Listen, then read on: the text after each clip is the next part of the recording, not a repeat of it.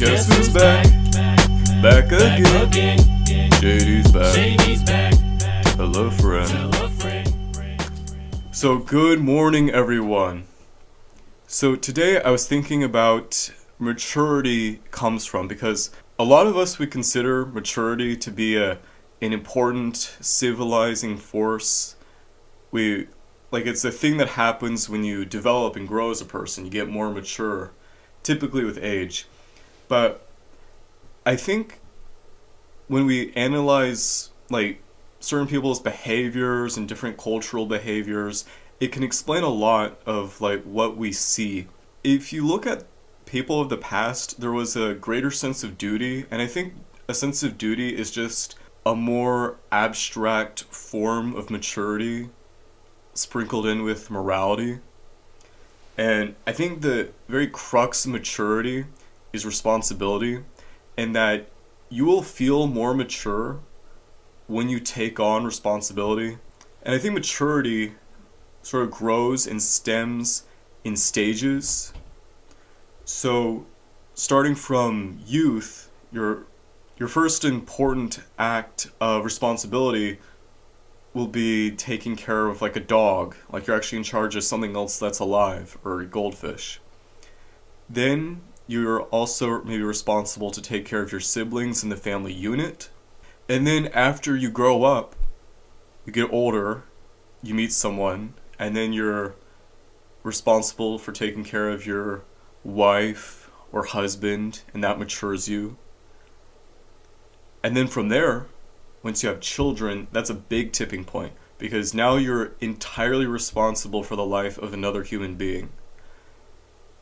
And so all the little moments were kind of preparing you for this moment. And so now that you're entirely responsible for another human, it will mature you at a massive rate. And I think one of the issues with modern society, especially in the West, is people don't have children. I don't have children yet. I'm pretty young, but hopefully that time will come. But a lot of people are just choosing not to, which is problematic for a myriad of reasons. We need a replacement birth rate. It's not good socially to not have families. It's not the end of the world if someone doesn't have it, but en masse, if we don't have children, connected networks, communities, the next generation, that's bad. But on top of it, we're seeing people en masse not have a very fundamental maturity marker, which is taking care of kids. I mean, think of anyone you think as the apex of responsibility. The most mature, wise, sage guy you feel can handle things. 9 times out of 10, he has kids. When you practice responsibility and you start internalizing it, that builds confidence and maturity, because maturity is mastering your domain. And I think part of mastering your domain is having stewardship of your surroundings. And children and things we're responsible for are part of that stewardship. And one of the reasons with that is that when people stop paying attention to taking care of children and families and their friend networks, it's going to lead to people not caring about their communities, the nation, the country. Things grow outward from the source. So the first step of maturity is being able to just take care of yourself. And even when we look at, say, poor communities and they're on the government dole perpetually, just the entire diet is funded by food stamps, these people are not taking care of themselves. And we don't see a lot of mature behavior coming from these communities. And part of that is they're not really given the first step in maturity, which is taking care of yourself. If you have your own job and you buy your own food and groceries, that's one thing.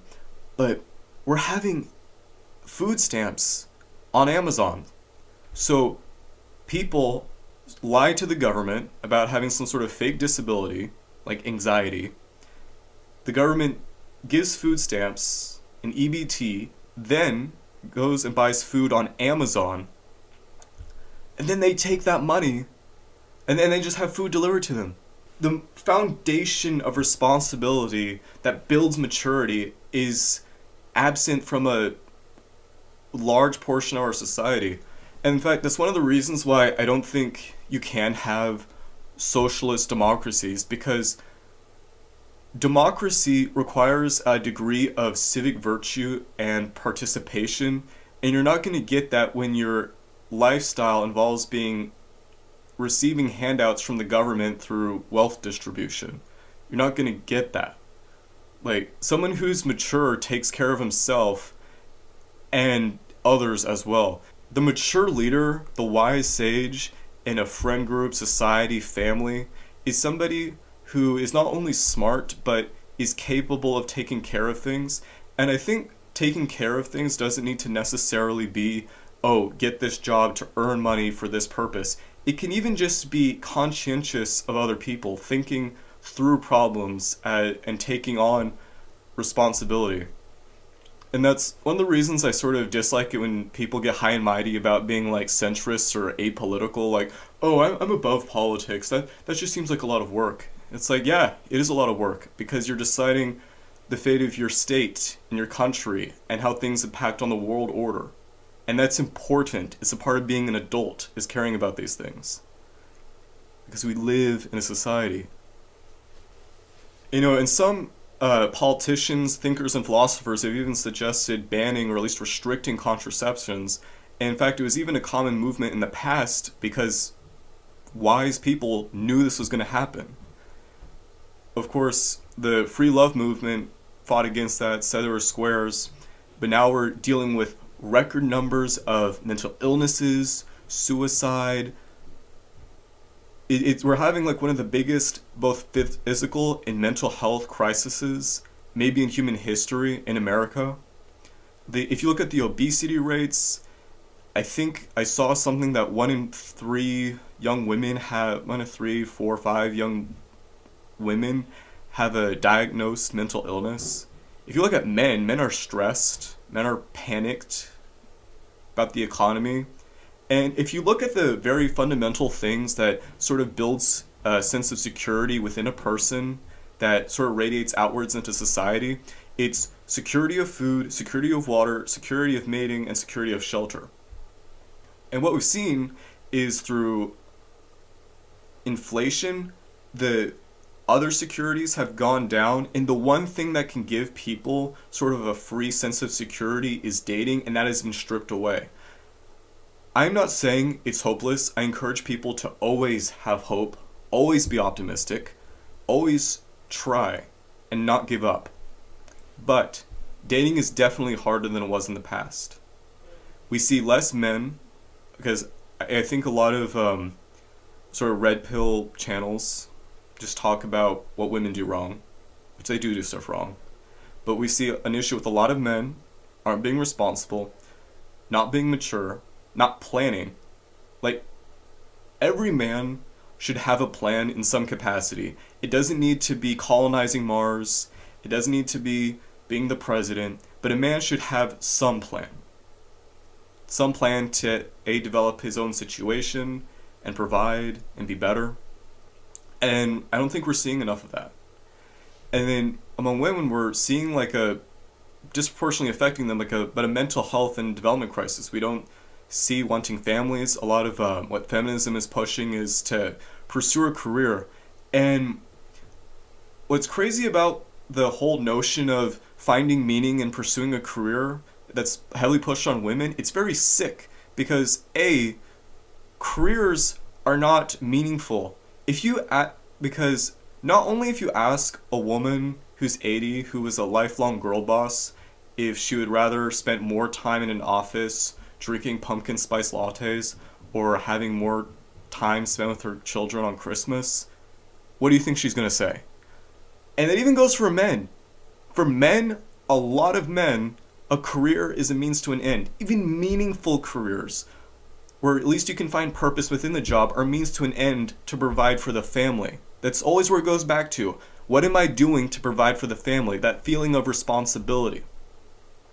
But now, the family has been taken away, and all you have left is this career, and the career is to get money to then support your hedonism. So we have replaced responsibility and maturity with hedonism, and that's why we're regressing backwards.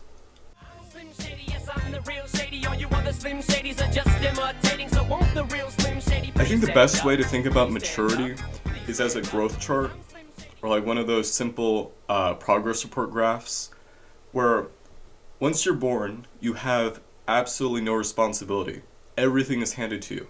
And over time, you work your way up to pets, family connections, your spouse, then children, then an active participant in the community, then somebody who cares about the nation, and even on the global stage. And a lot of what's happened recently is that people are just sort of checking out. Like, people are avoiding children. In fact, we're even seeing people go no contact, so they're even cutting out family obligations.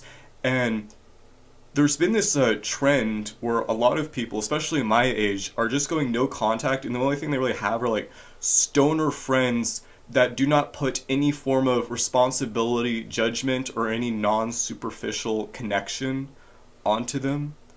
So there's no responsibility. It's a continuous abdication of responsibility, and it doesn't create happy people, and it doesn't create mature people. Like, I feel unfathomably more mature now than I am at 15 compared to current me, compared to the me of 5 years ago. Is like so much less nervous, so much more calm, significantly more relaxed. And a part of it's just getting older. A part of it's making some good decisions, some bad ones. Living through life, experience. Experience is also important, but I think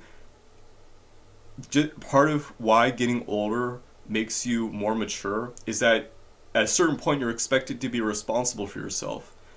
And unfortunately, there's this phenomenon where people just aren't taking care of themselves. The government's taking care of themselves.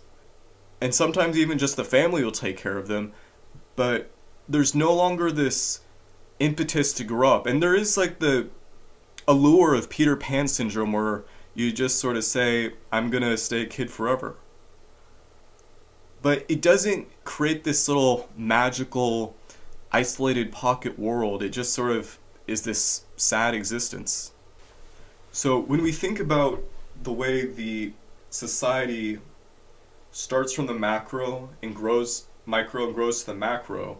So basically, when we think of how society starts on the micro level, you have the families, the individual that comprise communities, which comprise states, which comprise the nation.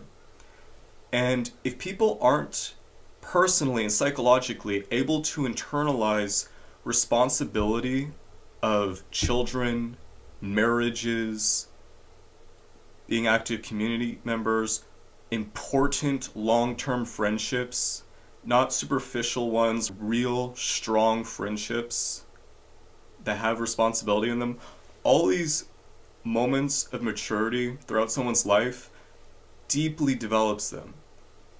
And when we talk about the fall of the democracy, there's people will say many different things that are causing it. But if we really want to save our republic, what we're going to need to do is return to what made people mature enough to be active participants in our society. And I think there is hope. I think people do have some agency as a collective and on the individual level. And with Gen Z especially, we've seen a role reversal, or not role reversal, a reverse trend of sort of the continuous hedonism of like the 70s and onward. Because if we want to find out what actually caused the recent collapse of maturity, the death of maturity, that's really what this is about. This is the death of maturity. If we want to find out what causes the death of maturity, we need to find out what killed responsibility. What killed responsibility? not being connected, not with other members of your family, community, friends, and children. So what caused that? Well, in the 60s and 70s, we start getting introduced to widespread contraceptions. And the issue with contraceptives is that they do not encourage proper mate selection. Because people, for the most part, do make rational choices. So if you're thinking long term, and there's always a high risk of getting pregnant, you're going to be trying to subconsciously, if not consciously, choosing the best long-term partner. And that's going to be responsible characteristics, fiscal security, level-headed shoulders, ambition, patience, and just sort of good long-term, mature, responsible characteristics, mental health, and the personality traits, right? But the thing is, with contraceptions, and especially abortion, which is the way they tried to frame it as like the contraception of last resort, where you just kill the baby if you have it, is it leads to, I would say, both men and women. I think it predominantly affects women more, but I wouldn't let men off the hook either. Where you look for things that are more exciting in the moment, or just being less discriminatory.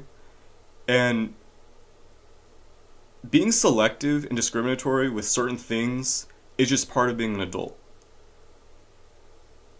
Like, you don't take the first thing that appears to you. And like, let's say, just use it's hard to use an example without just sounding like some whiny dork. Well, let's just say this. If some guy's exciting, he's just thrilling to be around, but he's nuts and he's not responsible, then he's probably not going to make the best of husband, or at least you wouldn't assume that of him. So the thought of having somebody be a husband would mean you're actively looking and searching for who would be a good dad, right? But without that, there's just a series of sleeping around, one-night stands, just casual relationship, one after another. And the studies show that your body produces bonding hormones when you're around someone, and the constant formation and then removal of that person actually creates both chemical and psychological damage, and then there's also spiritual damage as well. And this applies for both men and women, although women feel it more strongly. So it's not good for either, although it's even more impactful for when women go around. That's one of the reasons slut shaming exists. It's not just as like it exists in every single society, and it's not just to like put people down. It's in one of the oldest pieces of wisdom that has been passed down through the torch of civilization. And this is why, because what happened is a lot of people, they just sort of sleep around and screwing around, just hedonism throughout the 20s, 30s, and then at a certain age, you're like, oh wait, I do want a kid. So then they have one child, and the children aren't really planned, even in an abstract sense, they just sort of happen. The family unit is not cohesive. The mother and father aren't compatible. And so you get these children, we get these children in our country that are not growing up in stable households. They're not growing up seeing proper intermarital communication between the husband and dad. They're not seeing proper interactions. They're not witnessing it. They're not getting life lessons about maturity and responsibility from the dad. They're not getting the same lessons from the mom. And so we're selecting for worst characteristics or randomness. Essentially, we are removing quality control within our families, which is definitely going to have a bad effect on society. Because what happened is in like the early hippie movement, when people did the free love, the people who are engaging this had generations of mental health responsibility baked into them. They know their parents were squares, they know their grandparents were squares, they know they were stable, they never did much. So they sort of had like this security, emotional and mental security, to sort of embrace hedonism. But the problem is, you do that for a while, it takes its toll on you. Then your kids grow up with that, and it takes a toll on the kids. The kids see less cohesive marriages. The kids see less responsibility. They see worse behavior, lower class behavior. And then, do you know what the kids do? They go a step further. And the entropy repeats itself until the families become more and more dysfunctional units to where they're not even a unit anymore. And that's how we see the collapse of the nuclear family.